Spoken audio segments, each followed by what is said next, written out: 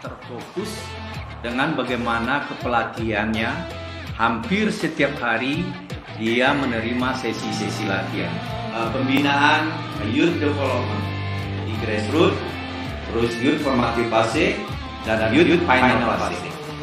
Jadi istilahnya program FIFA Grassroots ini adalah program kalau bisa dengan program ini orang atau anak-anak usia dini, usia 16 tahun itu dia ingin bermain bola, respect dia ke sepak bola, ada keinginan dia bermain bola.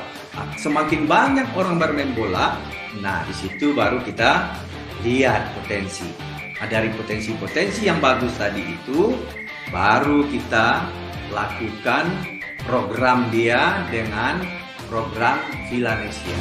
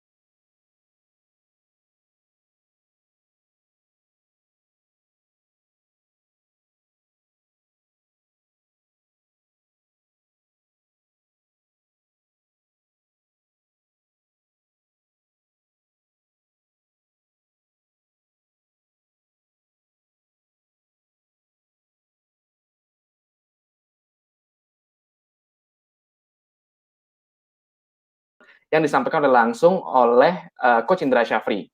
Nah, malam hari ini kita akan melanjutkan nih materi berikutnya dari rangkaian pembelajaran sepak bola grassroots, yaitu mengenal karakteristik anak di usia dini bersama narasumber kita pada malam hari ini, yaitu Mbak Kumala Windia dan juga Coach Indra Syafri.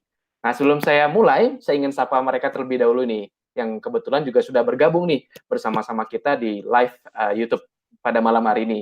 Selamat malam, Assalamualaikum Mbak Kumala.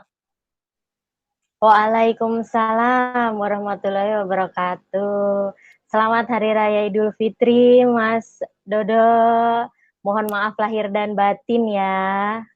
Iya, sama-sama. Juga buat Garuda semuanya, dimanapun Anda berada, selamat Hari Raya Idul Fitri buat yang merayakan. Mohon maaf lahir dan batin.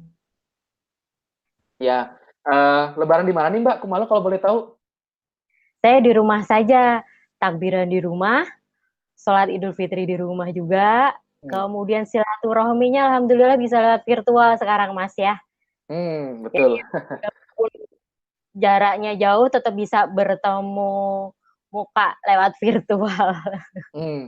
Iya betul, tetap menjaga sesuai dengan aturan yang diberlakukan oleh pemerintah Mbak ya. Iya, betul banget. Stay at home aja lah biar aman dan sehat. Oke, yang selanjutnya saya mau sapa narasumber kita pada malam hari ini juga, yaitu Coach Indra Syafri. Assalamualaikum Coach, selamat malam. Waalaikumsalam warahmatullahi wabarakatuh. Selamat malam dan selamat malam untuk semua yang mengikuti acara ini, sahabat Garuda. Dalam kesempatan ini saya berserta keluarga mengucapkan minal aidin wal faizin, mohon maaf lahir dan batin. Semoga ibadah kita selama bulan puasa dan yang akan datang diterima oleh Allah Subhanahu wa taala. Amin. Amin. Oke. Coach, Lebaran bersama keluarga ya Coach di rumah? Ya, saya tetap di rumah. Semuanya dilakukan di rumah. Oke, baik. Ini juga kita ingin mengajak Sobat Garuda dimanapun Anda berada, bahwa kita tetap harus patuh dengan anjuran yang diberikan oleh pemerintah, ya, di situasi yang sedang kita alami saat ini, untuk tetap di rumah aja, kalaupun keluar juga tetap harus disiplin dengan protokol kesehatan yang sudah dianjurkan. Baik, Sobat Garuda dimanapun Anda berada, kita langsung masuk aja nih ke materi kita pada malam hari ini tentang mengenal karakteristik anak di usia dini. Nah, sebelumnya kan kita udah ngebahas nih bahwa sepak bola grassroots itu dimulai pada usia 6 sampai 12 tahun nih. Nah, saya ingin nanya terlebih dahulu nih ke Mbak Kumala tentang materi kita pada malam hari ini nih. Oke Mbak, sebenarnya saya juga baru tahu gitu bahwa ternyata pendekatan pelatihan pada usia grassroots itu tidak hanya soal pelatihan skill latihan passing di lapangan, tetapi juga ada aspek psikologi yang dan aspek non teknis lain yang harus dikenal. Tapi kenapa harus jauh itu sih Mbak? Mungkin boleh dijelaskan di awal terlebih dahulu Mbak. Iya, terima kasih ya kesempatannya Mas Dodo. Jadi memang ini adalah salah satu materi yang sangat penting juga di dalam grassroots football. Jadi kalau di program kepelatihan itu kan sebenarnya ada 4 aspek ya Mas ya. Ada latihan fisik, latihan teknik, latihan taktik, dan juga latihan mental. Nah, psikologi itu ada di latihan mental, berarti memang ada di aspek kepelatihan. Lalu kalau misalnya nih sepak bola itu dikenalkan sejak dini nih, sejak anak-anak yaitu di grassroots, berarti aspek psikologisnya juga mesti diperhatikan karena sama seperti kita mau menyampaikan sesuatu lah ke orang lain atau ke pemain atau ke anak-anak, kan kita mesti lihat ya anak-anak ini atau pemain ini ada di usia berapa, kemudian tingkat kemampuan fisiknya sampai seberapa, tingkat kemampuan penalaran, pemahamannya, dan bahasanya itu sampai tahap apa, dan juga tingkat emosi dan sosialnya. Nah, itu yang memang mesti diperhatikan agar materi yang disampaikan pelatih ini nanti bisa nyambung ke anak-anak. Karena itu yang biasanya terjadi, Mas Dodo. Pelatih sudah punya program, tetapi kurang melihat karakteristik usia anak-anak atau pemain yang akan dilatihnya, sehingga nggak nyambung. Alhasil pemainnya juga stres karena materinya terlalu susah, dan pelatihnya juga stres karena pemainnya nggak ngerti-ngerti, dan kemudian kemampuannya pun juga tidak meningkat ya. Nah, jadi memang ada missing di situ. Nah, itulah yang sebenarnya kita mau jawab atau kita mau belajar bersama di sesi yang ini. Dan sebenarnya pemahaman tentang karakteristik psikologis itu sebenarnya tidak hanya untuk yang anak-anak atau grassroots aja. Bahkan di setiap level pemain itu setiap pelatih juga mesti paham. Kalau yang kita bahas sekarang kan tentang grassroots ya untuk anak-anak. Nanti kalau yang di pemain remaja, dinamikanya akan berbeda lagi. Untuk pemain yang senior, karakteristiknya juga akan berbeda, dan itu yang akan disesuaikan oleh pelatih. Begitu, Mas. Oke, nah ini penjelasan yang menurut saya sangat baik sekali dari Mbak Kumala tentang pentingnya materi ini, khususnya untuk teman-teman penggiat sepak bola grassroots di seluruh Nusantara nih, bahwa pentingnya teman-teman dalam mengajar, mendidik sepak bola tidak hanya fokus di skill di lapangan gitu, tapi ada aspek juga seperti yang tadi Mbak Kumala sampaikan gitu Mbak ya, itu juga bagian penting yang harus dijelaskan bahkan dari dini gitu, dari usia 6 tahun gitu. Oke, nah mungkin kita bisa akan masuk ke materi nih Mbak. Nah, saya ingin tahu sebenarnya dalam mengenal karakteristik anak-anak usia dini, itu tuh aspek-aspek apa saja yang harus dipahami dalam materi kita pada malam hari ini nih Mbak? Oke, ini sebenarnya materi ini menarik sih sebenarnya, karena nanti kita akan pelajari kolaborasi antara psikologi perkembangan, psikologi pendidikan, dan juga sepak bola. Nah, ini menariknya di sini. Oh iya, Mas Dodo gimana kalau ngundang dulu sobat sahabat Garuda dimanapun buat ini bisa bertanya atau diskusi ya, sembari saya siapkan untuk materinya. Oke? Oke. Ya, teman-teman Sobat Garuda dimanapun Anda berada, silakan teman-teman, ini kan kita sedang live, teman-teman juga nanti, sekarang juga bisa, mengajukan pertanyaan lewat kolom YouTube, chat yang live ya. Jadi teman-teman nanti bisa mengajukan pertanyaan, nanti, di sesi 15 menit terakhir kita akan coba jawab pertanyaan teman-teman sekalian tentang materi kita pada malam hari ini ya, yaitu mengenal karakteristik anak-anak. Teman-teman boleh, bertanya mungkin berdasarkan pengalaman teman-teman saat, mengajarkan sepak bola pada anak-anak, atau mungkin kendala-kendala yang dialami, nanti akan coba kita tanyakan, baik itu ke Mbak Kumala, ataupun juga ke Coach Indra Syafri. Oke, Mbak Kumala udah siap Mbak ya untuk yang akan dipresentasikan? Oke, siap. Sudah Oke. ready, Mas.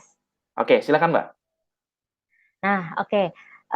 Sahabat Garuda semuanya, kita akan mulai nih tentang grassroots football edisi karakteristik anak-anak dan pendekatan pendidikan.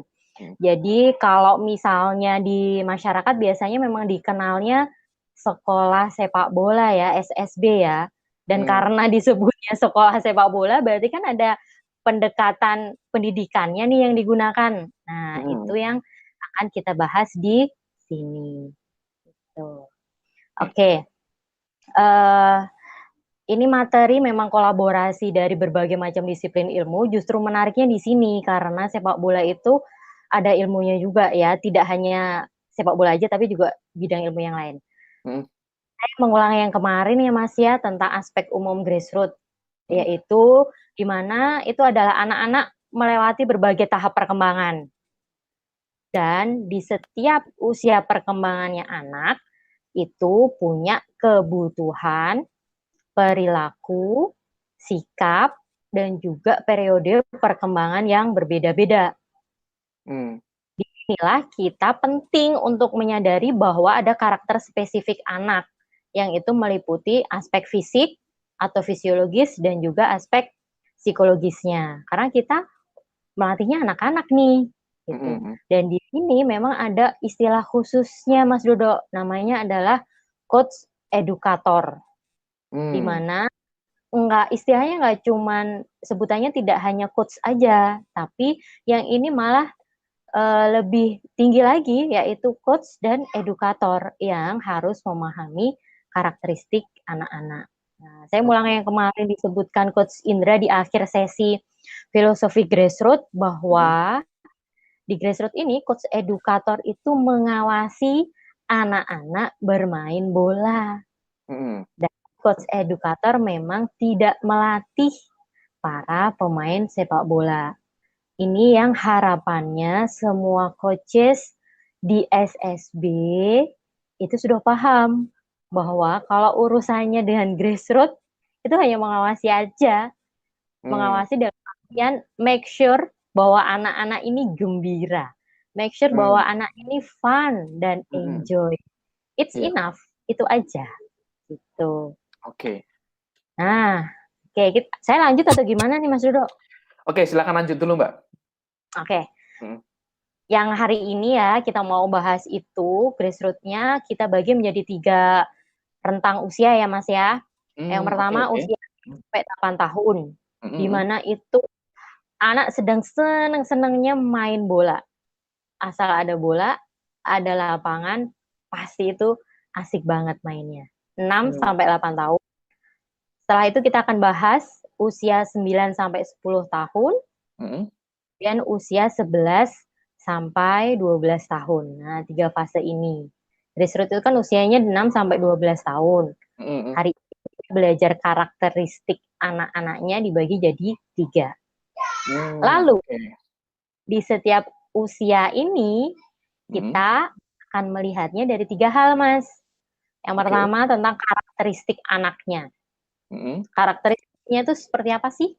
Ciri-cirinya itu bagaimana sih? Sehingga saat kita membuat isi latihan atau program latihan, itu bisa nyambung dengan karakteristiknya. Anaknya enjoy, pelatihnya juga enjoy. Nah, itu yang kedua. Bagian yang ketiga adalah peran coach edukatornya. Agar tadi tujuannya anak-anak fun dan juga pelatihnya juga tidak merasa terbebani, itu ada di peran coach edukatornya. Bagaimana sih mengimplementasikan isi latihan sesuai karakteristik anak? Itu kurang lebihnya, Mas. Oke. Nah, ini ada yang menarik nih, Mbak. Kalau menurut saya pribadi nih ya. Jadi kalau kemarin kita belajar di episode belajar bareng yang pertama bareng Coach Indra Syafri itu kan pembinaan dibagi 3 ya, grassroots, youth formative fase, dan youth final fase gitu. Itu kan udah dibagi berdasarkan kelompok usia gitu ya. Dan ternyata di grassroots sendiri juga dibagi gitu ya. Ada yang 6, 8, 9, 10 sama 11, 12. Padahal kalau menurut saya pribadi, bukankah secara umum karakteristik anak di usia rentang 6 sampai 12 lah kurang lebih, itu sama, Mbak, ya? Saya buat analoginya melalui ini ya, kegiatan belajar di sekolah dasar. Oke. Kalau di SD, itu kan dimulainya di usia 6 tahun, kelas 1. Kemudian kelas 6, itu 12 tahun. Nah, coba deh Mas Dodo bayangin, 6 sampai 8 itu anaknya baru kelas 1 dan kelas 2 SD. Kemudian usia 9 sampai 10 itu kelas 3 dan kelas 4 SD. Usia 11 sampai 12 kurang lebihnya kelas 5 sama kelas 6. Materi pelajarannya kan beda di sekolah kan? Betul. Dari bentuk fisiknya dulu deh. Bentuk fisiknya kan udah beda. Ya. Kemudian dari kemampuan pemahamannya anak juga beda. Juga beda. Kemudian dari segi sosial emosinya juga beda juga. Oke. Nah, itu yang kemudian menjadi analogi untuk yang grassroots ini. Namanya juga SSB, Sekolah Sepak Bola, berarti ada juga jenjangnya. Itu enggak yang disamakan kegiatan bermain anak usia 6 tahun dengan 12 tahun, pasti beda. Nanti kita akan cek sama-sama nih bedanya di mana, Mas. Oke. Oke nih Mbak, ini mungkin kita langsung masuk aja nih Mbak, saya jadi penasaran sebenarnya bedanya secara signifikan apa nih nantinya nih antara 68 dan seterusnya? Oke, mungkin sahabat Garuda juga penasaran ya Mas ya, jadi bisa langsung chat atau tulis pertanyaan atau tanggapan ya. Betul. Oke, kita mulai dari yang tahap pertama ya. Ya. Di karakteristik perkembangan usia 6 sampai 8 tahun. Oke, kalau tentang karakteristik anak, biasanya kita akan mulai dari kondisi fisiknya, kemudian kemampuan pemahamannya, dan dinamika sosial emosinya. Ini sekarang kita akan cek. Secara fisik, anak-anak ini ringkih, tapi berkembang cepat, sehingga dia ada kesulitan dengan koordinasi. Lemah, ringkih kenapa? Kalau disenggol, gampang jatuh. Kalau lari, mungkin akan kesandung, keserimpet, kepleset. Itu kenapa anak usia 6 sampai 8 tahun disebut ringkih. Tapi juga berkembang cepat, karena mereka makannya banyak. Dan kita sudah sampai nggak sadar bahwa kok jadi tinggi banget ya. Nah, perubahan fisik ini membuat anak-anak jadi kesulitan untuk koordinasi geraknya. Tangan sama kakinya, kemudian tinggi badannya, itu kan sedang berubah. Namanya juga berubah secara fisik. Otomatis ada masa transisi, sehingga anak-anak ini juga jadi kikuk. Kalau bergerak dan koordinasi tubuhnya juga jadi kikuk. Itu yang secara fisik ya. Sekarang kita yang pemahamannya nih. Kemampuan pemahamannya adalah perhatiannya pendek. Kemudian keterbatasan konsentrasinya. Selain itu, dia punya kemampuan meniru yang baik. Nah, ingatan visualnya itu dia baik. Nah, di sini dia hanya meniru, tapi dia belum bisa melakukan gerakan dengan baik karena tadi masih kikuk tadi. Dia lihat aja, dia mengamati pelatihnya menendang, dia mengamati teman-temannya menendang, dia mencoba menirukan tapi belum bagus. Yang dia inginkan saat bermain bola adalah poin yang sosial emosinya nih. Dia suka bermain, tapi masih bermain untuk dirinya sendiri. Atau istilahnya egois. Maunya untuk diri sendiri. Kalau di sini pelatihnya memberikan aturan permainan versi sebenarnya, wah, itu bisa bentrok. Anaknya juga jadi terkekang karena dia nggak enjoy. Pelatihnya juga stres ngatur anak-anak usia 6-8 tahun ini. Betul. Satu anak diajarin aturan, anaknya lain udah lari mencar-mencar ngejar bola. Wah, jadi memang kita sesuaikan bahwa anak ini memang masih suka bermain, jadi berilah kebebasan dia untuk bermain gitu. Karena yang paling penting di usia 6-8 tahun ini adalah kegembiraan dalam bermain. Yang penting adalah enjoy, fun gitu. Kalau dirunut ya Mas ya, bahkan di setiap pertandingan tim senior, pemain senior, pelatih juga akan memberikan pesan, enjoy, nikmatilah pertandingannya.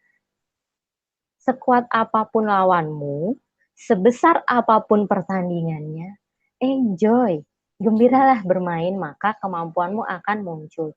Nah, enjoy ini memang dibangun di usia 6-8 tahun ini. Itu. Dan itu ya memang anak-anak suka bermain. Itu kurang lebihnya Mas, karakteristiknya. Oke. Nah, ini menarik nih, bahwa ada ciri-ciri anak-anak di usia 6-8 tahun tentu saja butuh metode dan persiapan latihan yang sesuai dengan karakteristik yang disampaikan oleh Mbak Kumala baru saja tadi. Nah, ini saya mau sekarang ke Coach Indra dulu nih. Kira-kira Coach, melihat dari karakteristik seperti ini, kalau dilihat ini kan di materi yang disampaikan oleh Mbak Kumala ada teknik sepak bola dasar. Nah, apakah teknik sepak bola dasar itu salah satu latihannya suruh lari-lari gitu, Coach, anak-anaknya? Oke, ya. Jadi seperti yang disampaikan oleh Mbak Kumala tadi, bahwa grassroots itu dibagi 3, itu 8, 9, 10, 11, 12. Setiap tahapan itu karakteristiknya berbeda. Nah, kalau berbeda, tentu kita juga berbeda bentuk latihannya. Ini program dari FIFA. Ya. Kita yang hadir di waktu sosialisasi FIFA Grassroots ini hampir semua Asia ya. Jadi karakteristik anak Brunei usia 6-8 tahun dengan karakteristik anak di Jakarta atau di Papua sama. Di sekitar yang 5 itu. Gitu. Tadi sudah diuraikan oleh Mbak Kumala. Ada 5 hal pokok ya. Itu yang pokok ya. Nanti akan ada 1-2 anak yang keluar dari yang 5 itu. Nah, pasti ada. Tapi secara umum anak-anak di seluruh dunia kalau usianya 6-8 tahun ya seperti itu. Nah, kalau kita lihat berarti anak-anak ini dia memang ingin hanya bermain sepak bola. Dia ingin fun. Ya, dia ingin gembira. Dan disampaikan Mbak Kumala tadi konsentrasinya pendek. Itu nggak bisa tuh latihan-latihan yang sulit.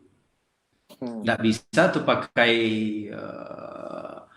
papan billboard untuk analisa taktik begini, nggak bisa. Dan nggak boleh tuh pidato-pidato pelatihnya. Oh, gitu. Gitu ya? Memang bermain bola, bukan ingin hal-hal lain. Nah, oleh sebab itu isi latihannya ya jangan ada lagi nanti pelatih anak-anak usia 6-8 tahun disuruh lagu wajib keliling lapangan 4 kali ya, jangan ada lagi. Oke. Mau anak-anak ya. Jadi apa yang diajarkan ya basic skill. Apa itu basic skill? Dasar-dasar bola, mendribling, mengontrol dan menendang. Metodenya bagaimana? Nah, itu bikin dengan metode small side game. Main dengan lapangan-lapangan kecil, ya paling banyak ya 5 lawan 5, 4 lawan 4. Jangan bikin 11 lawan 11. Karena konsepnya semakin banyak anak bersentuhan dengan bola, semakin banyak dia belajar teknik. Jadi kalau 11 lawan 11 itu nggak mungkin tuh. Ya. Dia bersentuhan bola itu satu anak dari 22 anak itu dapat agak 2 kali gitu. Karena kalau lapangan kecil, jarak gawang dekat, itu gol yang terjadi mungkin akan banyak. Iya. Anak-anak usia 6-8 tahun itu paling senang dia gol gitu. Baik ke gawang dia sendiri ataupun ke gawang Yang penting gol ya. dia gol gitu. Nah, terus timnya harus berimbang. Nah, jangan anak 6-8 tahun ya ditandingkan dengan anak yang 11-12. Saya pernah punya pengalaman pribadi dulu, anak sendiri usia 8 tahun main dengan anak-anak asing yang usianya 12-13 tahun. Di waktu itu ada di Padang, ada PLN Pikitring, dapat bantuan dari Jerman. Anak-anak yang bekerja di PLN Pikitring itu bermain bolanya dengan saya, jadi ekstrakurikulernya dengan saya. Karena kita sayang anak, baru punya anak, bawa 8 tahun, ya sebulan tidak ada masalah. Tahunnya setelah dia masuk bulan kedua, ditendang bola dan kena ulu hatinya, dan itu sampai ada nggak bernapas mungkin 5 berapa detik, dan apa akibatnya? Trauma dia. Jadi sensor memorinya mengalami suatu hal yang nggak mengenakan bagi dia. Jadi hati-hati, betul-betul memahami tadi Mbak Kumala sampaikan psikologisnya dan fisiologisnya. Jadi apa yang disampaikan Mbak Kumala itu harus menjadi catatan ya bagi para pelatih grassroots. Dan banyak di Indonesia orang tua juga terlalu memaksakan. Makanya ini harus juga diberikan pemahaman kepada orang tua. Melihat anaknya 8 tahun, kebetulan punya kualitas yang lebih, ya, karena bakat lebih, ingin cepat-cepat dimainkan anak tersebut di usia 12. Nanti akibatnya seperti anak saya yang saya alami tersebut. Jadi betul-betul seorang pelatih harus memahami karakteristik anak, umur berapa yang dia akan siapkan latihannya, baru tepat itu. Ya, jadi latihan untuk 6-8 tahun berbeda dengan 9-10, berbeda 11-12. Jadi kalau untuk 6-8 ya ini yang saya beritahu tadi. Yang fun, tidak perlu stretching ya, dan tidak perlu tuh warming up keliling lapangan ya. Jadi langsung kasih dia dengan bola. Mungkin itu. Oke, Coach. Berarti kalau boleh saya konfirmasi, Coach. Jadi kalau selama ini kita lihat gitu ya, ada sesi latihan anak-anak usia 6-8 tahun gitu, bermain dalam satu lapangan, terus mereka semua ngejar bola tuh ya nggak apa-apa, Coach ya, nggak usah ditegur ya. Oh iya, jangan. Kan tadi Mbak Kumala udah bilang, mereka itu egois. Iya. Ya kan? Nah, jadi dia mau dribbling dari gawang ke gawang, ya biarin. Jadi kalau pelatihnya harus sedikit intervensi. Kalau yang nggak berbahaya, jangan dilarang. Gitu. Ya, mungkin Oke, Coach. Nah, mungkin yang berikutnya nih, Coach. Jadi tentu ada peran coach edukator juga untuk di kelompok usia 6-8 tahun. Nah, sebenarnya bagaimana sih pola komunikasi yang baik dari seorang coach edukator, terutama untuk usia 6-8 tahun yang paling dasar nih, Coach? Ya, saya membicarakan umum ya. Jadi saya menangani pemain dari timur dengan menangani pemain dari barat pasti berbeda. Gestur saya berbeda, ya kan? Komunikasi saya berbeda, intonasi saya berbeda. Nah, ini juga yang dimaksud. Jadi kalau kita melatih anak 6-8 tahun, ya kita tadi kan udah paham tuh karakteristiknya. Nah, kita juga harus tepat untuk bisa memperlakukan mereka gitu. Mereka memang betul-betul anak kecil, bukan orang dewasa mini. Yang anak usia 6-8 tahun ini banyak coach edukator atau pelatih-pelatih SSB menganggap dia itu orang dewasa yang mini. Tidak boleh tawa, nggak boleh jingkrak-jingkrak, nggak boleh happy, ya nggak bisa. Jadi paling penting pertama tentu harus bisa mengorganisasi permainan, bikin small seat game, cari lapangan yang bagus, ya kan, jangan main di rel pinggir kereta api dan lain sebagainya, lapangannya jangan ada lubang, ya, karena memang Ya. dia akan, ya, karena dia ya koordinasinya belum bagus. Dia berhentinya cuman kalau tabrak tiang gawang.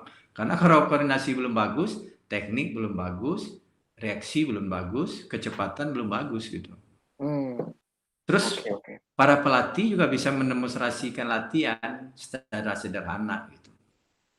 Ya, jadi Oke. makanya sebaiknya ya coach edukator itu ya minimal bisa sedikit mendemokan, bukan harus perfect kayak pemain aktif gitu ya. Terus sedikit intervensi. Kan tadi saya sudah sampaikan. Nanti Mbak Kumala bisa sampaikan kenapa harus sedikit intervensi. Terus ada selalu memberikan dorongan. Jadi feedback kita itu selalu positif. Tidak ada tuh yang negatif. Karena anak kecil, ya, anak kecil itu tidak suka dia disalah-salahin. Dia suka dipuji. Ya. Oke. Pemain udah gede aja usia 23 senior pun ya pada prinsipnya hakikatnya manusia itu suka dipuji. Ya, komunikasi, menyederhanakan bahasa. Jangan pakai bahasa-bahasa yang dia nggak paham dulu gitu. Jadi belum perlu bahasa-bahasa sepak bola gitu. Terus menjamin keamanan. Menjamin keamanan ini yaitu tadi ya tempat latihannya harus aman. Jangan berlobang. Jangan di pinggir-pinggir sungai. Ya kan? Kan ini nggak semuanya orang kota nih. FIFA Grassroots ini melakukan. Ada anak-anak di desa semua gitu. Dan kita pingin FIFA Grassroots ini sampai ke desa-desa. Karena kemarin kita udah sampaikan FIFA pingin kalau bisa orang main bola semua anak-anak ini gitu. Nggak ada tuh yang main bola basket, main sepeda. Semua main bola gitu. Oke, itu mungkin Mbak Kumala silakan tambahkan Mbak Kumala. Iya, terima kasih Coach. Memang seperti itulah yang sesuai dengan karakteristik anak-anak ya.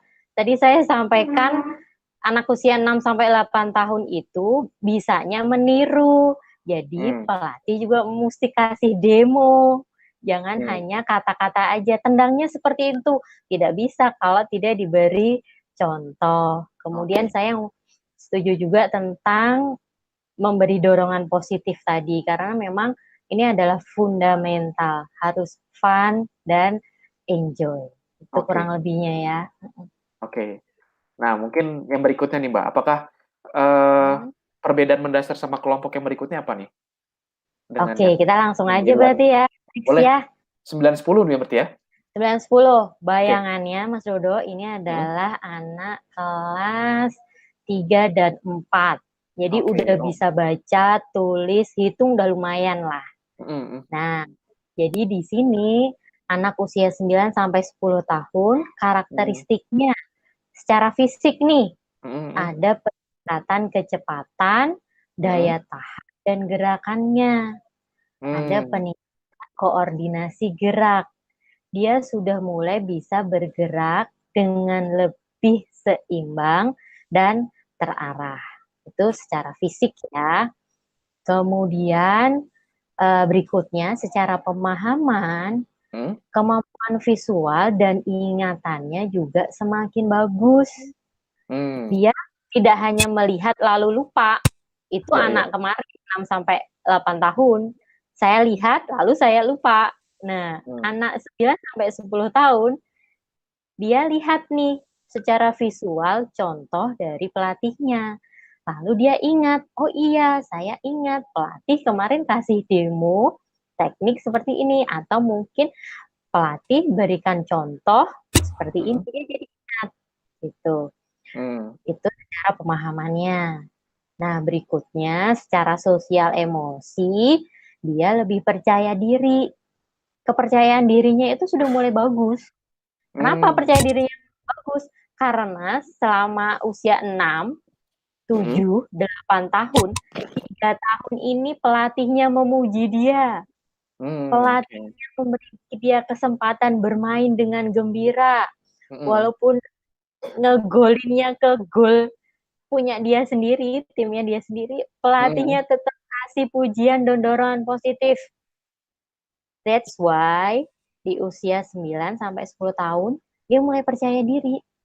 Percaya diri itu artinya dia percaya bahwa dirinya mampu. Sumbernya dari mana?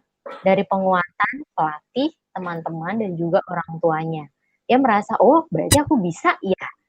Berarti aku udah bisa lari cepat, nendangnya udah kuat, oke. Nah, itu di sosial dan emosinya. Berikutnya adalah, ini kaitannya sama pemahaman lagi, Mas. Kemampuan untuk berdiskusi itu sudah mulai meningkat. Jadi dia sudah mulai bertanya nih, diskusi sama pelatih atau teman-temannya. Kok gini gimana? Kok kalau gitu gimana? Kok aturannya seperti ini? Nah, jadi rasa ingin tahunya untuk belajar menemukan sudah mulai muncul.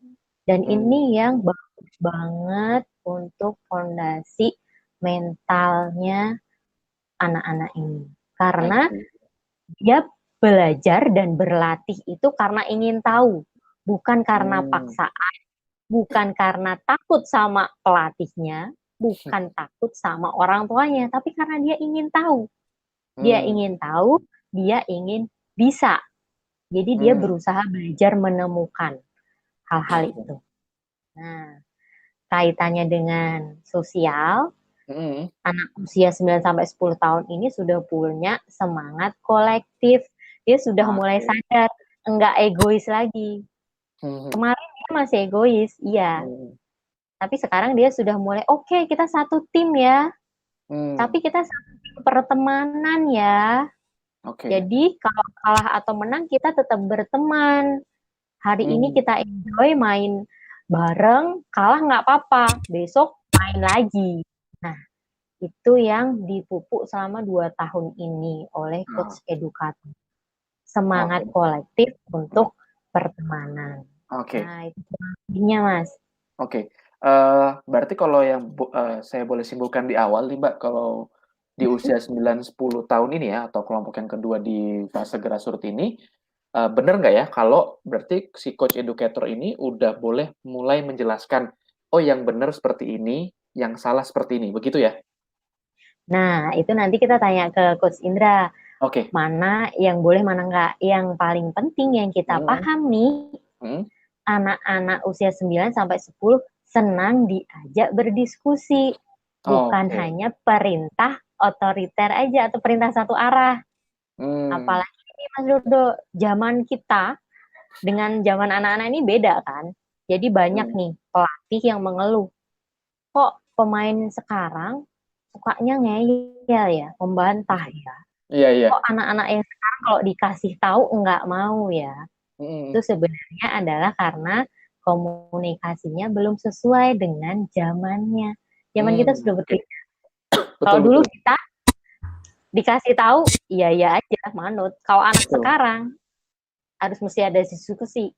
Mereka mesti tahu alasannya kenapa begini coach, kenapa begitu coach. Karena ya itu memang mereka senang untuk mencari tahu. Sehingga nggak hanya iya aja, tapi tahu alasannya dan tahu bagusnya itu yang seperti apa sih. Nah, itu karakteristiknya. Oke. Nah, ini berarti ini saya mau highlight sedikit nih untuk teman-teman sekalian, statement terakhir tadi bahwa teman-teman coach edukator dimanapun berada, sebenarnya yang dihadapin saat ini merupakan anak-anak yang boleh dibilang mereka adalah generasi milenial ya, yang karakteristiknya tentu tidak sama dengan anak di usia 9-10 tahun, 20 tahun yang lalu. Betul. Atau 10 tahun yang lalu bahkan ya, karena banyak faktor yang mempengaruhi gitu ya, sosial media, internet, cara mereka berinteraksi, dan hal lainnya. Dan ini yang coach educator harus benar-benar paham aspek ini ya, supaya pesan atau nilai yang ingin disampaikan itu bisa diterima dengan baik sama anak-anak nih. Betul. Oke. Nah, ini saya mau ke Coach Indra lagi nih, Coach. Kalau tadi kita di kelompok usia 6-8 tahun itu lebih memberikan kebebasan ruang kepada anak-anak untuk bermain, memegang bola sebanyak-banyaknya. Apakah kalau di usia 9-10 tahun ini, itu sudah boleh mulai diterapkan atau dikenalkan aturan-aturan dasar, misalkan kayak handsball atau mungkin gol bunuh diri gitu. Itu boleh nggak coach di usia kelompok ini? Ya, oke. Jadi sekarang kita bicara latihan untuk 9-10 tahun. Mhm. Ada 7 karakteristik yang disampaikan oleh Mbak Kumala tadi. Mhm. Ya, latihan untuk mereka, kita lanjutkan latihan yang kita sampaikan di usia 6-8 tahun atau kita berikan 8 tahun, yaitu basic skill tetap kita lanjutkan. Tapi metodenya kita rubah. Kalau tadi kan cuma hanya fun, dikasih bola, dia belajar passing, dia belajar dribbling, dia belajar shooting, dia belajar basic skill itu dari dia bermain sepak bola dengan small side game. Di 6-8 itu karena itu hanya fun, ya mereka ya tidak banyak aturan, tidak ada drill. Nah, tapi di usia 9-10 tahun kita udah kasih tahu tuh ke mereka konteks kognitif, pengetahuan yang benar, yang awal-awal apa sih yang dia harus tahu. Karena belajar itu kan dibagi 3 tahapan, kognitif, asosiasi, dan otomatisasi. Kalau kognitifnya di usia grassroots ini kita memberikan pemahaman kepada mereka salah, yang salah itu dicobanya, maka otomatisasinya salah. Makanya kewajiban para pelatih di usia grassroots ini sangat berat sekali. Harus punya pengetahuan. Contoh, kalau kita menendang bola ke gawang, ya kan, hampir saya bertanya di semua tempat di coaching klinik saya, saat menendang ke gawang, bola yang dilihat atau gawang, hampir semua kota itu terbagi, ada yang bilang bola, ada yang bilang gawang. Harusnya kan bola yang dilihat, karena bola kita akan menentukan impact kaki kita ke bola. Ya, kalau menendang ke gawang berarti kan gawang kan sudah tahu kita. Iya. Kalau kita mau menaruh bola di sebelah kiri penjaga gawang, maka perkenaan bola harus dipukul bola yang sebelah kanan misalnya. Kalau kita mau lurus ke penjaga gawang, kita pukul di tengah-tengah. Ini kognitif, ini pengetahuan awal. Ya. Pengetahuan awal ini telah dicoba selama 10.000 jam. Yang benar tadi dilatih terus. Nah, di situ baru dia otomatisasinya benar. Dan itu salah satu contoh. Dan banyak contoh lain, masalah fisik, termasuk masalah psikologis. Kalau sentuhan awalnya salah, ya kan? Nah, itu sampai besar itu kan salah. Kan salah.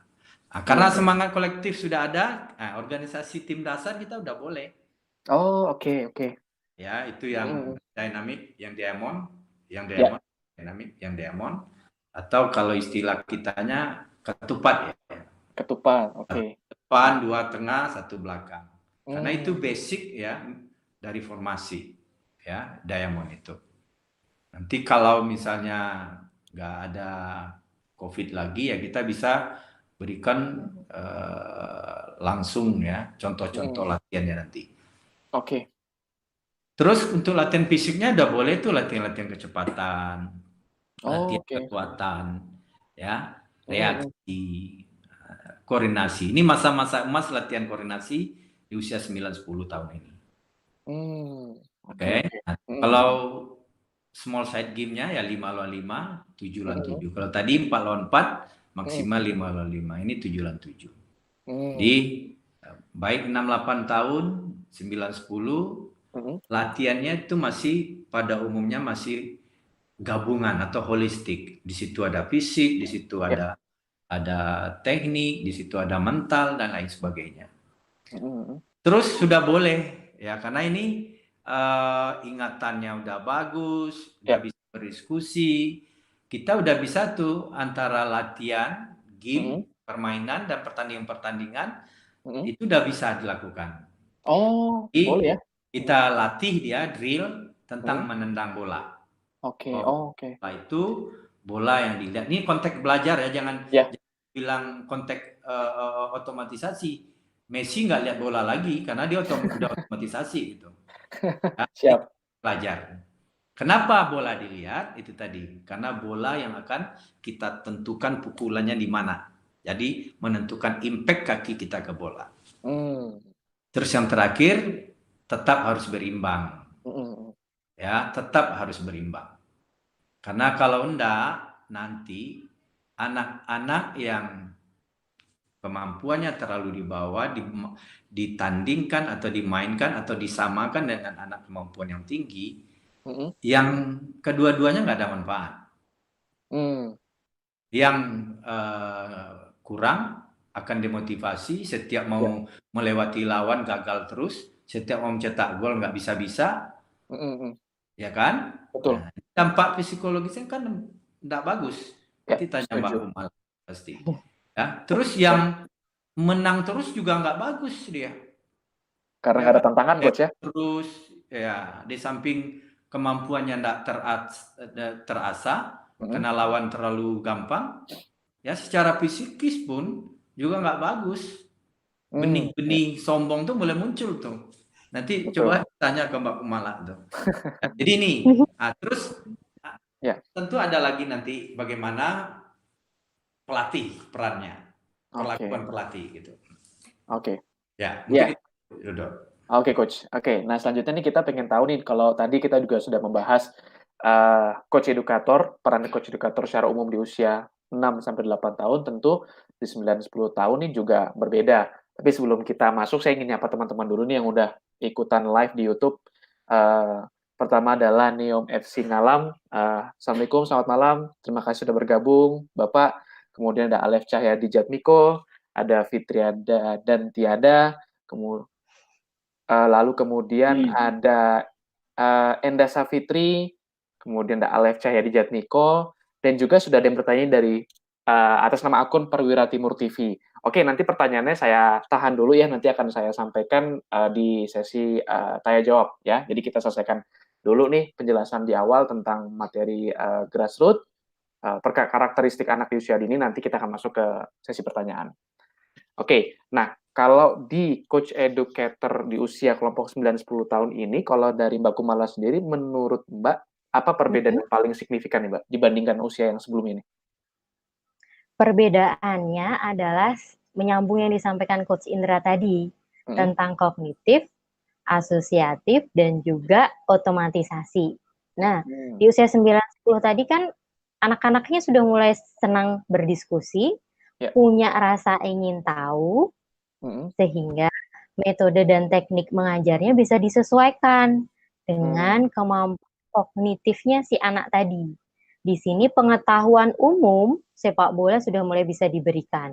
Tapi masih tetap aja, Mas, demonstrasi itu tetap diberikan, implementasi atau cara melakukan saat pertandingan atau permainan itu juga diberi contoh, dan kemudian ada koreksi. Yang dikoreksi ini sebenarnya yang ditekankan lagi adalah tetap mengajar dengan memberi dorongan positif, sehingga motivasinya itu adalah memunculkan untuk semangat tim dan tim sebagai teman. Kalau tadi kan misalnya ada rasa percaya diri, oh iya, tapi hati-hati, rasa percaya diri yang berlebihan bisa mengarah ke kesombongan dan nanti saling mengejek di antara anak-anak. Nah, ini yang peran edukatornya menjaga, dan terutama coach edukator juga adalah kepemimpinannya, Mas. Bagaimana mengajarkan mengelola emosi dan juga mengajarkan teknik gitu. Di sini anak-anak 9-10 itu rasa kompetisinya sudah mulai muncul. Sehingga kalau kalah pasti mereka emosinya juga akan memuncak. Nah, disinilah peran pelatih untuk mengajarkan bahwa it's okay, menang atau kalah, yang penting kita belajar lewat bermain. Dan keterampilan organisasi dan komunikasinya juga mesti dimiliki oleh peran coach edukator ini. Bagaimana dia berkomunikasi agar semua anak bisa belajar lewat bermain. Nah, itu kurang. Oke. Ini menarik nih. Jadi tadi salah satu karakternya atau peran coach educator di usia kelompok 9-10 tahun ini adalah karakteristik anak-anaknya itu udah mulai punya rasa mungkin kesal, tidak senang kalau saat kalah ya, gitu. Namun tadi poin statement dari Mbak Kumala yang menurut saya sangat penting untuk kita semua pelajari adalah bagaimana dalam sebuah pertandingan itu ya tidak ada istilahnya menang kalah nih kalau kita ingin mengajarkan, tetapi menang atau kita belajar gitu. Jadi kalau Iya, kalah itu konotasinya jelek, negatif gitu ya. Tetapi kalau kita ubah dengan istilah menang atau kita belajar, nah itu akan justru bisa memicu gitu Mbak ya, mendorong apalagi anak-anak di usia 9-10 tahun ini lagi tumbuh-tumbuhnya, itu akan lebih bisa terbentuk lagi karakternya. Kurang lebih seperti itu Mbak ya? betul, betul banget itu, Mas. Karena itu Oh, juga ada kaitannya ketika usia selanjutnya 11 sampai 12 mhm, mendekati masa pra-remaja. Wah, itu mmm, lebih heboh lagi tuh kondisi emosinya nanti. oke oke. Oke. Kalau dari Coach Indra sendiri Coach, apakah, Coach punya pandangan sendiri Coach, berdasarkan pengalaman Coach di, untuk kelompok usia 9-10 tahun ini, apa yang perlu ditekankan sekali bagi coach edukator nih? Ya, pedoman coach edukator tetap yang karakteristik tadi, Oke. ya, bahwa mereka konsentrasinya sudah mulai bagus, ya kan, terus Mhm, sudah mulai mau berdiskusi, ya, mhm, makanya jangan nanti kalau misalnya contoh anak-anak, coach, kenapa harus bola yang dilihat? Kenapa nggak gawang? Ya, jangan ada jawaban yang nggak bisa menjelaskan gitu. mmm, Ya kan, yang bicara kan kadang-kadang kan pelatih, ya udahlah kamu lakukan aja itu. Mhm. Pokoknya apa yang saya katakan itu kan benar. Nggak bisa begitu. mmm, Ya, nah, jadi semakin dikejar sama anak-anak, kita semakin sabar. Jadi kita harus bisa mengelola emosi. FIFA bahkan mengatakan orang makin lama makin sedikit main bola itu gara-gara dua, ya, non teknis dan teknis. Teknis banyak latihan-latihan yang bikin mereka nggak enjoy gitu. mmm, Yang kedua ini karakteristik. Jadi para mmm, pelatih ini penting betul nih, coach edukator penting betul ini memahami ini gitu, oke. ya. Oke, Hmm. oke menarik ini pembahasan di usia 9-10 tahun. Kita langsung aja masuk nih untuk di karakteristik, anak usia 11-12 tahun. Boleh dibilang udah masuk masa puber nih, gitu. Namun gimana Mhm. nih Mbak Kumala, apa poin penting atau yang sangat membedakan dari kelompok usia sebelumnya? Iya, betul banget, Mas. 11 sampai 12 itu kalau zaman kita mungkin belum puber ya. Tapi kalau buat anak-anak sekarang itu sudah puber, Mas. Baik Mmm, itu buat anak-anak laki atau anak-anak perempuan. ya, Jadi memang ini adalah batas tipis ketika usia 11 sampai 12 ini menghadapi masa remajanya. Yang paling jelas adalah perubahan fisiknya yang signifikan. ya, Seperti yang diketahui pubertas itu kan perubahan fisiknya ya yang paling besar ya. Nah, mhm, kalau ada perubahan fisik, otomatis keseimbangan dan koordinasinya juga ada perubahan. mmm, Hanya yang kabar baiknya adalah keseimbangan dan koordinasinya lebih baik. Karena tubuhnya lebih kuat, lebih kokoh, tulang sama ototnya juga lebih kuat juga. mhm, Sehingga keseimbangan dan koordinasinya lebih baik. oke, Kemudian kaitannya sama kognitif, dia sudah mulai ada peningkatan ingatan visual dan oral. Oral itu maksudnya kaitannya dengan pemikiran kritis dan terampil berdiskusi. Kalau kemarin mungkin pertanyaannya di usia 9 sampai 10 anak-anak cuma nanya kenapa begini, kenapa begitu. Nah, kalau di usia 11 sampai 12 mereka udah nanyanya udah banyak banget dan itu yang memang butuh diberi pengetahuan bola. Nah, mmm, kita juga akan bahas yang tadi, apakah pengetahuan bola secara umum atau sudah secara teknis ya, karena di usia ini perhatiannya meningkat dan mhm, rasa ingin tahu untuk belajarnya juga sudah semakin meningkat. Itu yang oke, mesti edukator fasilitasi mmm, dengan pengetahuan bola yang benar mmm, sehingga dia potensi pengetahuannya juga benar, mhm, melakukannya juga tepat.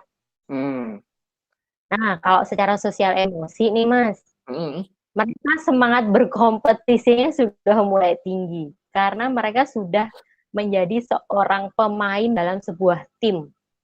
Pertemanan Oke. iya, tapi kompetisi enggak juga gitu. Mm-mm. Jadi semangatnya untuk menang itu sudah semakin tinggi. Dan kaitannya dengan masa remaja, masa yang kata orang adalah lebih susah diatur, maka di sini coach edukator mesti bisa memberi ketegasan. Artinya Hmm. ketegasan berarti ada aturan, tapi aturan disampaikan dengan logika dan dengan diskusi.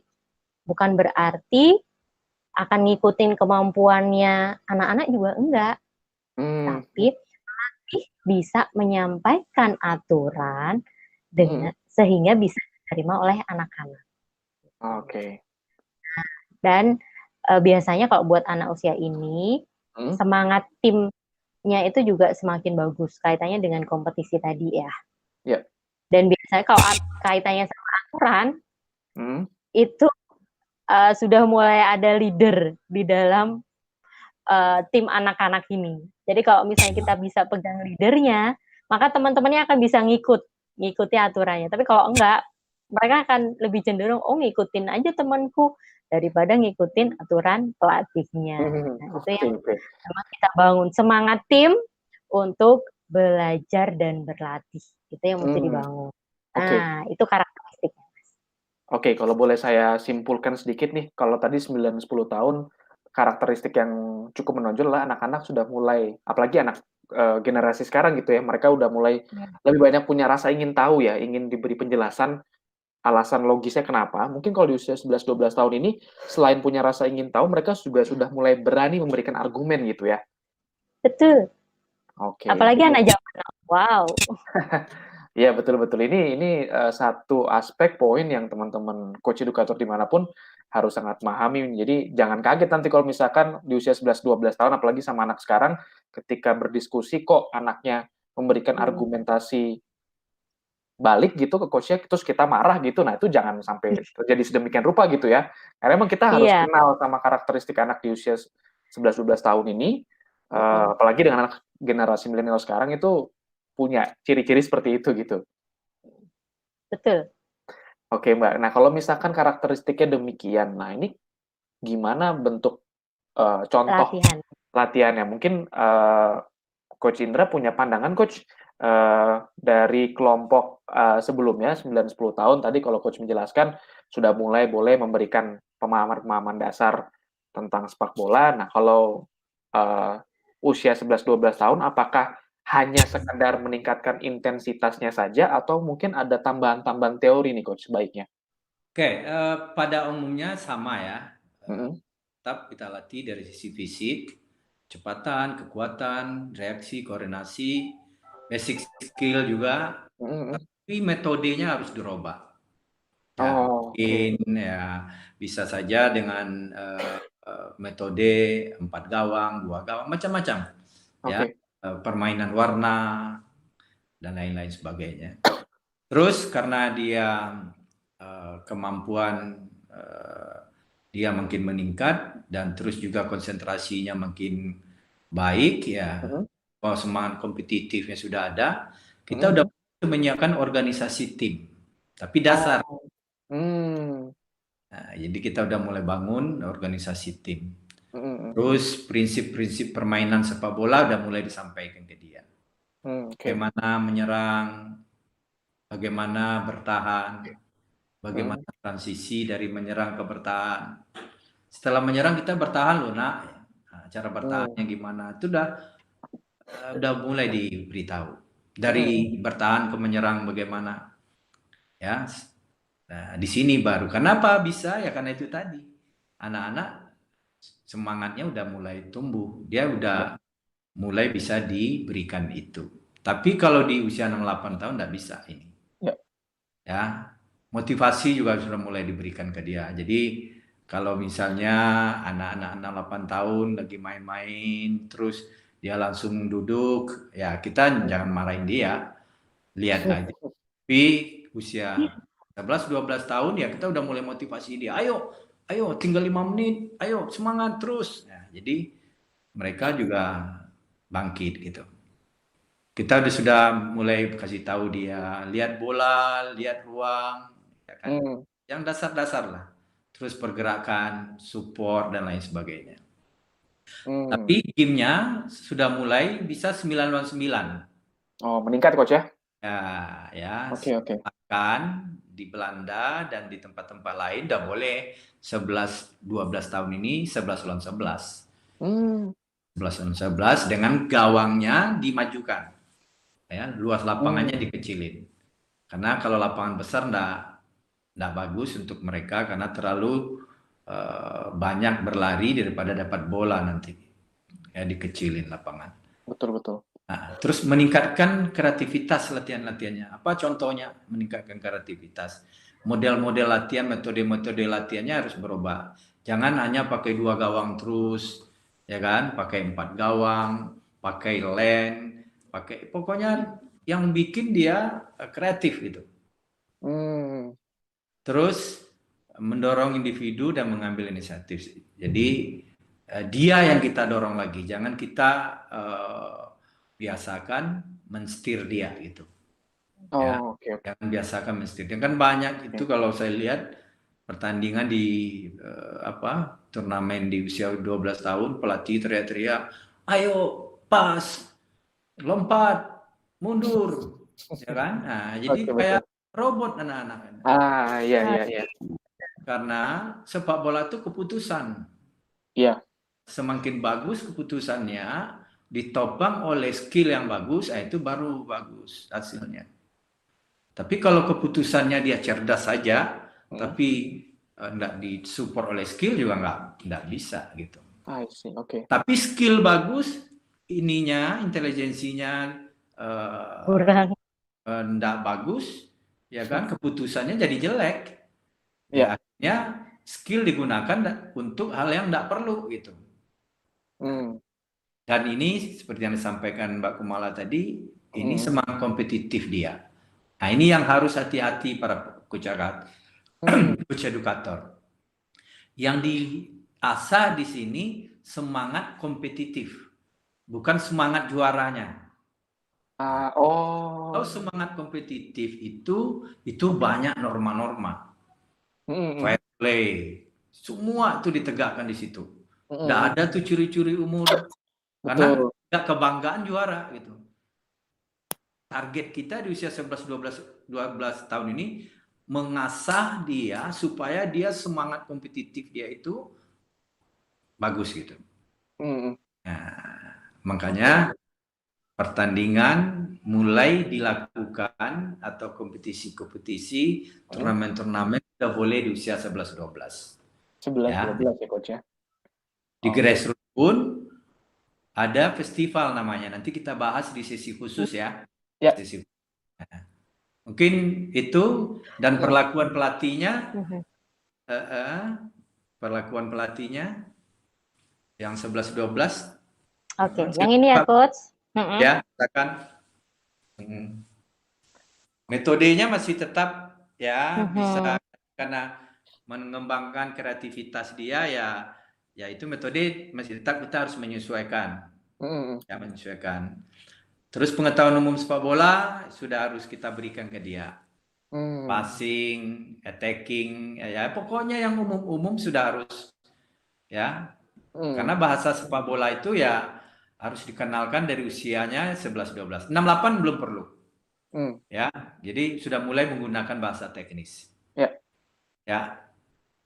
Harus bisa tuh demonstrasi sama dengan kayak yang tadi, tapi ini lebih banyak nanti demonstrasi karena kita udah bisa mengintervensi ya sedikit. Ya, mengkoreksi. Mengajar melalui permainan. Nah, itu tadi ya game tetap game. Ya. Supaya apa? Yang untuk usia muda harus holistik ya. Itu permainan itu udah holistik. Ya. Mungkin Mbak Kumala bisa lanjutin tuh masalah kepemimpinan. Oke, silakan. Betul. Ini memang sengaja saya buat beda warnanya, coach. Kalau yang hijau itu maksudnya kaitannya dengan isi latihan, sedangkan yang merah itu kaitannya dengan karakteristik anak. Dan berarti itu juga kaitannya dengan kualitas yang mesti dimiliki oleh coach edukator. Oke. Pastinya kepemimpinannya ini, karena menghadapi anak remaja, berpikir kritis butuh role model. Oke, ya, Jadi, coach edukator ini mesti punya kualitas tingkah laku yang baik sebagai role model. setuju. Oke. Anak-anak ini mengamati loh, aturan ada, tapi kalau pelatihnya tidak melakukannya, tidak memberikan contoh, ya ambiar Oke. gitu. Nah, Oke, oke. kemudian keterampilan organisasi dan komunikasi ini juga mesti ditingkatkan. Dalam artian berbeda cara komunikasi dengan yang tadi usia 6 sampai 8, kita juga komunikasi, tapi untuk membangun kegembiraan. Oke. Kalau usia 11 sampai 12, kita juga komunikasi dengan lebih banyak diskusi gitu. Dan yang paling penting juga tetap ada di semua usia itu adalah dorong. Kalau bicara kurikulum ya, kurikulum itu diterjemahkan dalam bentuk modul, modul itu yang dibawa ke lapangan. Nah, ini intinya begitu. Jadi kalau kita mau melatih, kita harus ada persiapan. Minimal kita punya rancangan sesi. Hari ini kita latihan basic skill-nya apa? Dribbling. Ya, bikin yang latihannya bentuknya kayak gini, rompinya berapa, anak-anak yang dibutuhkan berapa. Nah, ini pada umumnya pelatih-pelatih yang sudah ikut D ini udah paham lah dia. Ya. Terus tujuan latihannya apa? Ya dribbling, jangan yang dikoreksi shooting gitu. Latihannya dribbling gitu.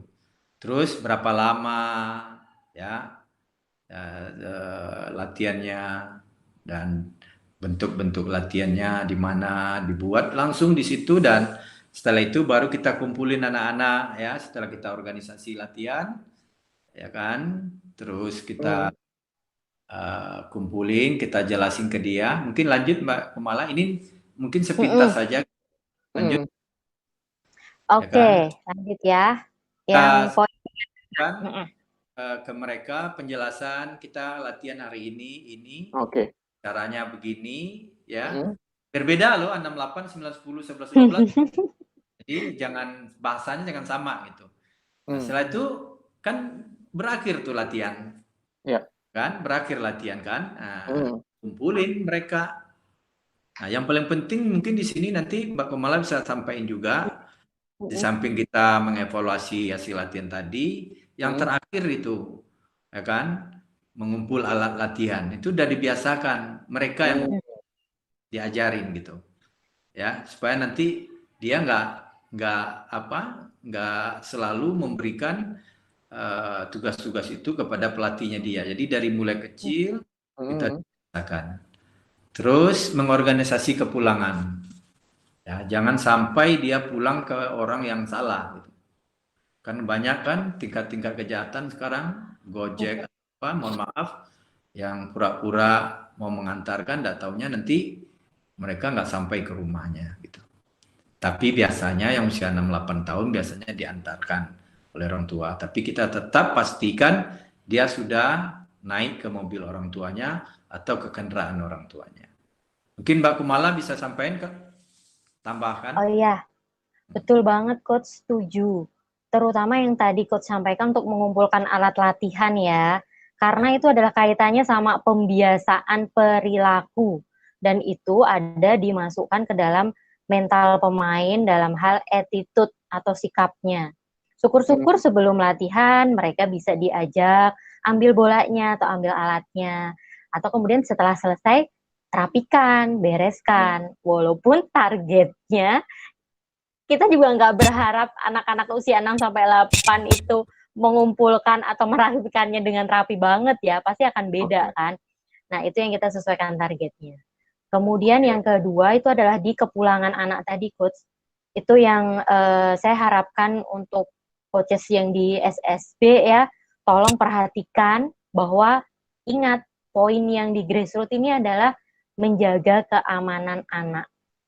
Dia datang dalam keadaan sehat dan selamat, dan kita juga harapkan dia pulang dalam keadaan sehat dan selamat juga.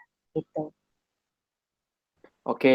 Nah, Mhm. ini pendekatan-pendekatan yang memang perlu diketahui sama teman-teman coach educator. Jadi memang punya persiapan yang matang, nggak cuman, datang ke lapangan langsung ngasih bola terus selesai gitu.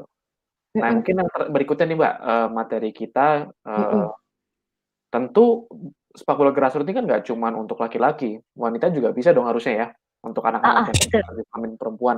Lalu kemudian nih untuk anak-anak yang mohon maaf mungkin boleh dibilang tidak beruntung, difabel, Mhm, itu betul. bagaimana nih pendekatannya nih? Mhm. Iya, jadi kaitannya dengan karakteristik anak-anak tadi ya, Mas, ya. Mhm, Kalau kita bicara tentang anak laki-laki dan perempuan, mhm, itu karakternya itu hampir sama. Saya nggak bilang oke, benar-benar sama, enggak ya, tapi hampir sama. Sehingga memang mhm, anak-anak ini dipisahkan berdasarkan level usia, bukan mhm, jenis kelamin, mmm, gitu. Seperti ceritanya Coach Indra tadi kan pemisahannya berdasarkan usia ya, iya, bukan jenis mhm, kelamin. Artinya mmm, tidak ada perbedaan yang signifikan antara karakteristik kognitif, mhm, kemudian fisik, sosial emosinya. Itu hampir sama. Hanya mmm, bedanya adalah masa pubertas tadi untuk anak dan perempuan. Anak iya iya, perempuan dan laki-laki, yaitu di mmm, usia sekitar 12 sampai 13 tahun. Tapi oke, nanti coaches juga bisa menimbang, Mas, ketika di usia 10 tahun ternyata anak perempuan ini kalau sudah mulai pubertas, ada perubahan fisiknya, dan itu mhm, kita bisa pertimbangkan bahwa dia sudah dikelompokkan sendiri. Nah, oke, itu aja sih. mhm, Terus efek positifnya apa? Karena ketika itu dicampur ya, mix gender, mhm, laki-laki dan perempuan, itu juga anak lebih percaya diri. Kalau iya, selama ini kan mungkin di masyarakat masih menganggap bahwa anak perempuan ngapain sih main bola? Ih, jangan salah. Bola itu untuk semua. Semua anak itu bisa mendapatkan kegembiraan dari bermain bola, iya, termasuk anak perempuan. Dan mmm, mereka juga mampu meraih prestasi. iya, Jadi, dengan mix gender ini, anak juga jadi lebih percaya diri. Buat mmm, anak Buat anak laki-laki, mereka mhm, belajar toleransi, iya, mereka belajar menghargai, mhm, sehingga semangatnya adalah bermain bersama, belajar bersama. Nah, itu oke, poinnya. Kalau oke yang nih, termasuk yang anak-anak difabel ya, Mas, ya, mhm, itu juga sebenarnya sama di usia 6 sampai 8 tahun sama dalam artian target kita adalah bermain untuk bergembira. Jadi oke, biarkanlah aja mereka melakukan kesalahan, it's okay, nggak apa-apa. Yang penting fun, enjoy, itu oke, aja. oke, Nanti kita sesuaikan programnya ya, betul. sesuai kemampuan anak. Ya. Ya, betul sekali. Nah, teman-teman sekalian, kita sekarang masuk ke sesi pertanyaan nih. Sudah ada yang menanyakan juga, Mbak Kumala dan Coach, melalui YouTube nih. Saya sudah milih 3 pertanyaan. Mungkin yang pertama nih, tadi sudah saya mention sebelumnya ada dari atas nama akun Perwira Timur TV. Ini pertanyaan tujukan mungkin lebih spesifik ke Coach Indra. Coach, kapan kita mulai memisahkan antara top talent dengan yang kelompok bermain agar kita terarah dengan Hmm. tujuan kita semua, generasi emas sampai ke timnas senior. Nah, mungkin Coach Indra punya pandangan nih, Coach.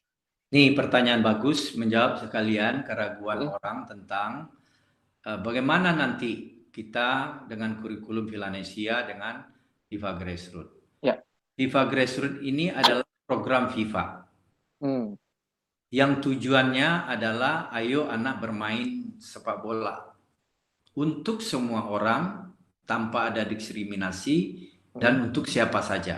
ya, Nah, dari itu nanti tentu ada yang tujuannya memang benar-benar ingin bermain menjadi pemain yang profesional. mmm, Ada juga hanya rekreatif. Kemarin kan kita udah sampaikan kan di filosofi, betul, bahkan hanya sebagai ya untuk ya badannya sehat lah atau apa gitu. Dan untuk diingat tadi kita baru bicara difabel, di FIFA Grassroots itu diakomodir semua.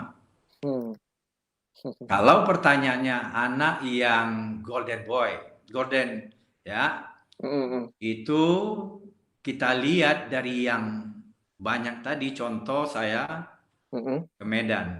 saya lakukan festival FIFA Grassroots. Di Ya. situ saya lihat Egy Maulana Fikri. Oh, bahwa anak ini bagus.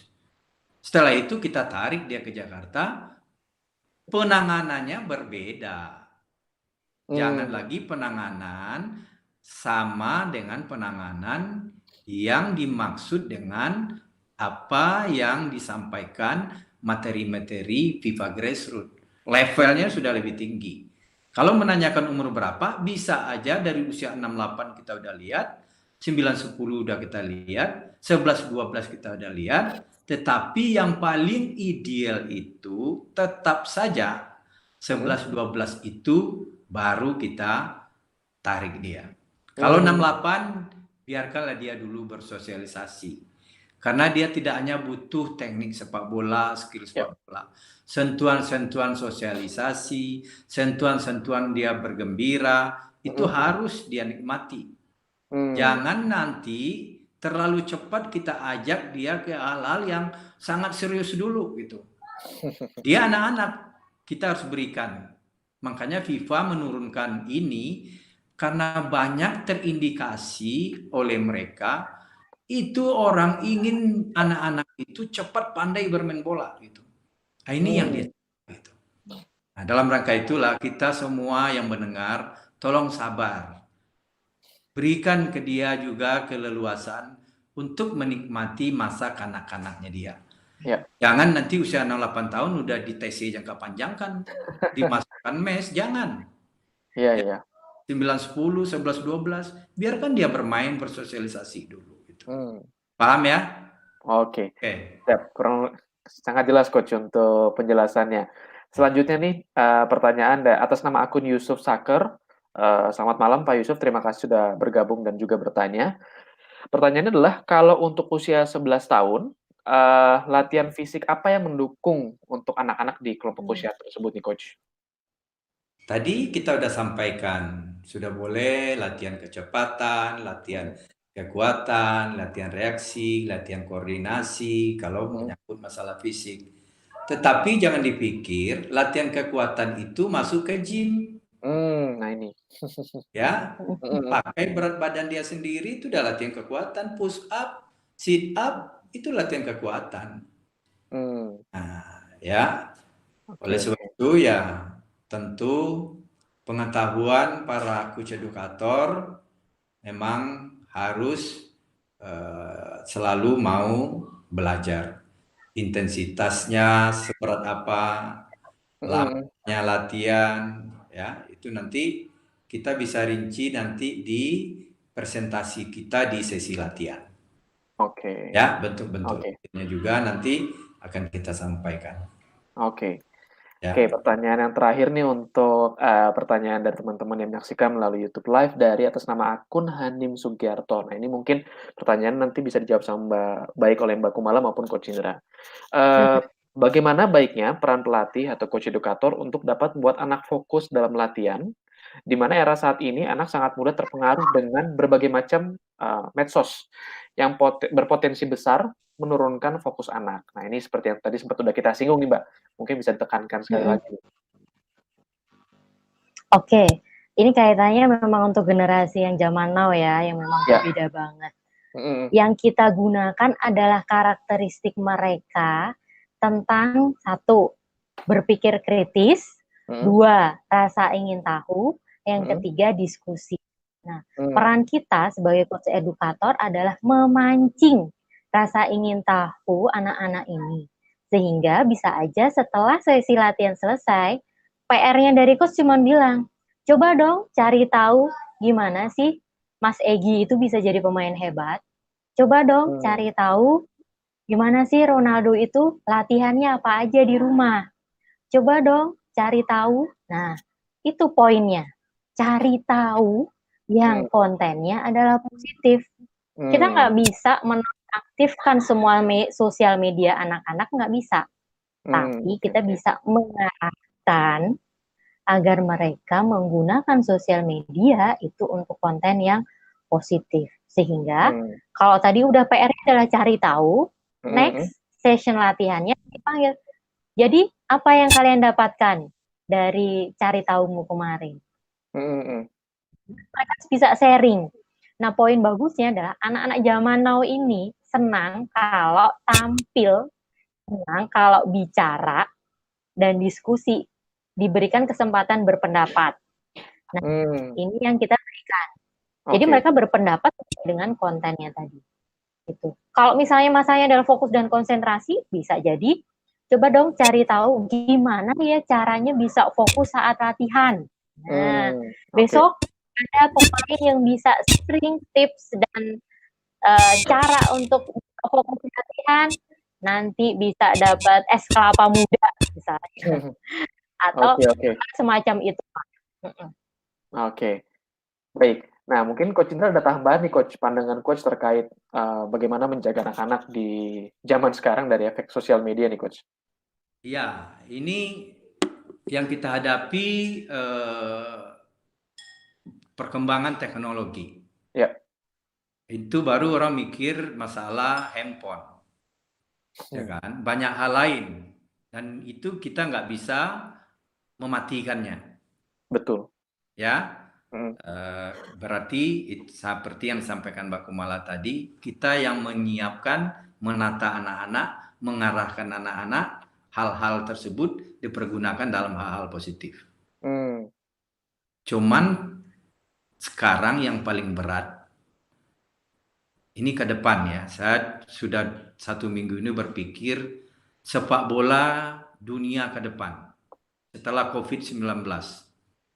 Apakah masih ada penontonkah? Kalau tidak ada penonton, apakah masih adakah pemilik modal yang mau mengurus bola, mengembangkan industri sepak bola, dan lain sebagainya? Banyak nih pertanyaan-pertanyaannya, termasuk grassroots. Masih bolehkah anak-anak berlari-lari di lapangan bergembira? Ini tantangan-tantangan. Oleh sebab itu, kita juga harus berinovasi nih. Nah, dalam rangka itu, mari kita semua siapkan generasi yang lebih baik apapun tantangannya. Oleh sebab itu ya, mari bareng-bareng kita belajar bersama dan mudah-mudahan ada manfaat. Terima kasih. Oke. Ya, teman-teman Sobat Garuda Nusantara dimanapun Anda berada, nggak kerasa nih kita udah 1,5 jam kita belajar dari Mbak Kumala dan juga Coach Indra Syafri, materi yang sangat luar biasa, bergizi, apalagi nih di malam hari raya Lebaran gitu ya. Kita belajar soal mengenal karakteristik anak di usia dini, salah satu materi yang sangat mendasar ya, seperti yang tadi kita udah diskusikan sepanjang sesi ini, bahwa tidak hanya soal latihan teknis, skill gitu ya, tapi juga ada aspek-aspek yang berkaitan dengan aspek humanis yang perlu diketahui oleh teman-teman penggiat sepak bola, terutama sepak bola usia dini.